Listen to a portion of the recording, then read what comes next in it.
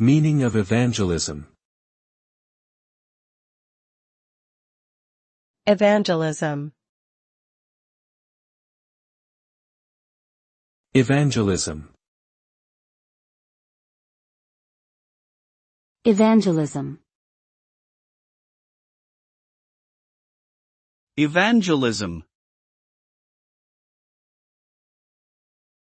Evangelism refers to the act of spreading or promoting a particular set of beliefs or ideas, particularly those related to religious or political views.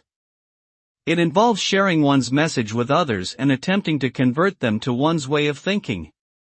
The result of successful evangelism can vary depending on the context, but typically involves gaining new followers or supporters who share the same beliefs. In some cases, it may also lead to greater influence or power for the person or group promoting the message.